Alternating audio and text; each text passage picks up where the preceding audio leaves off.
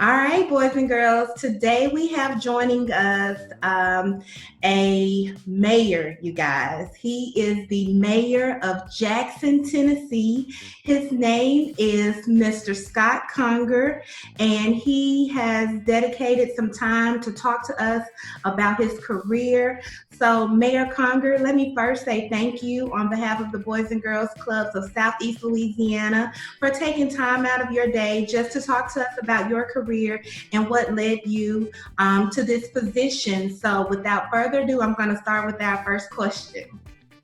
All So, right. can you talk to us a little bit about your career and explain to us what you do? What I do? Oh wow. So I've been mayor of Jackson, which is a city of about 68,000 people. I've been mayor about 13 months. So I was elected last June and then started serving last July. And so I am the CEO of the city.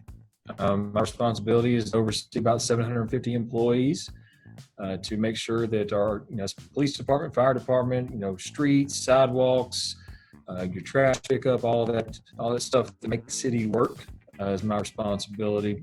And then also to make sure that we're doing things to promote economic development, to make sure we're bringing jobs here and good quality jobs, and promoting our region and industry, and bringing tourism opportunities to make people want to come to Jackson, and do all that and stay in budget.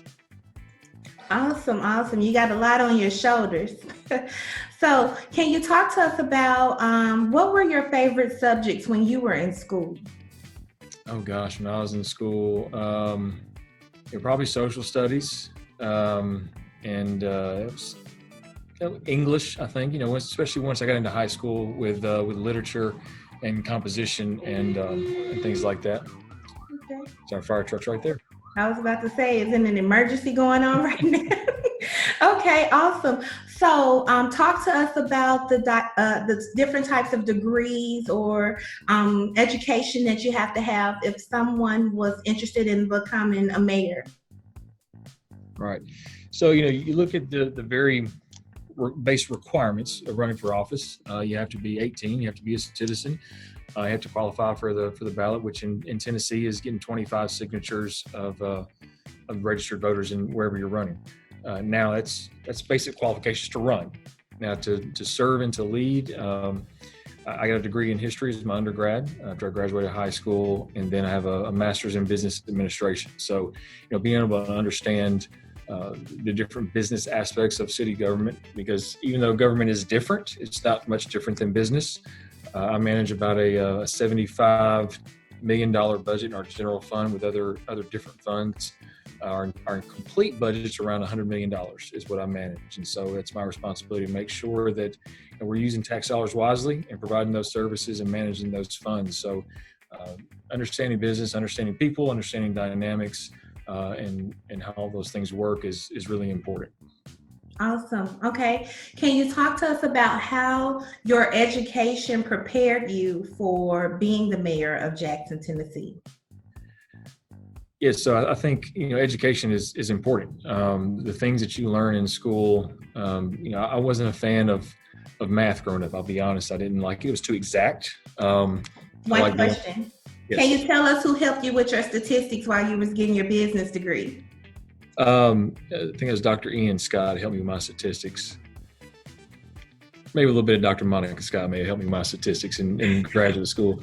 Um, yeah, so math was too exact for me, but it's something that I use every day. I remember growing up, people telling you use math every day, and I was part of the one saying, "Man, I'm not going to do that." I do it every single day in some form or fashion, especially trying to manage a budget. And then getting those experiences. I think not just sitting in a classroom, but going out and working and going out and having internships and really seeing what you want to do and getting those experiences outside of just learning. But those finance classes, those business classes, even history classes, social studies, just learning, getting a good liberal foundation of education is invaluable, and it helps in so many different aspects of what I do every day. Awesome. You mentioned the word internships. Can you talk to us a little bit about how your internships prepared you for your role now? Well, growing up, I didn't have many internships. I did some shadowing in some law offices, and but I was had a single mother when I went into college. So I had a full time job, so I didn't get many opportunities for internships. But I did get that real work experience outside of going to school. But I can tell you here now we offer internships in various departments, and that works, I think, two ways really. It helps people get the experience, and then you can define and really understand what you want to do when you get out of school. Sometimes we have interns that come here that they're here about 2 weeks and realize city government ain't what they want to do, and so they go somewhere else, which is okay. That's what education and learning and getting the experience is about, is really deciding what you want to do when you get out of school and where you think you can add the most value. Awesome. Thank you for that. What has been the most unexpected part of your career so far? A global pandemic is the most unexpected part of my career. Because some of the things that we have dealt with prior to were a little unexpected, but no one in our lifetime has dealt with the global pandemic. And March 16th was when we issued our first state of emergency here in Jackson, Tennessee. And my assistant asked me that week, will we shut down our civic center and our public buildings? And he reminds me quite often that I said, zombies can be walking down Royal Street, which is a street next to the civic center, and I will not shut the civic center down. A week later, we shut the civic center down. And so learning never to say never. And this experience has really taught us about the evolution of not only decision-making policy, but how science, virology, epidemiology, and that evolution of learning about something new is critical and is severe as the global pandemic really affects minute by minute decision-making, day by day, and policies continually change. What we thought worked 4 months ago may not be the best practices now, and how we can adjust and be nimble in our decision making and planning, because really you can't plan beyond a week or two right now. And so how we can do that, especially in an organization as large as city government, to try to forecast and plan out, but then be able to be as proactive and reactive in the immediate future as possible. Wow. Yeah. Okay, so we talked about the hardest and unexpected part of your career. What is the most rewarding or the best part of being the mayor right now? I think it's several things that I enjoy. One is the people, getting to serve people and interacting with them on a daily basis. And then you get to a state and federal level of government. There's so much bureaucracy and everything moves a lot slower. Local government, we can see things go from idea to fruition relatively quick, not as quick as I would like. But when we look at how we want to invest in our infrastructure, you can start seeing roads getting paved.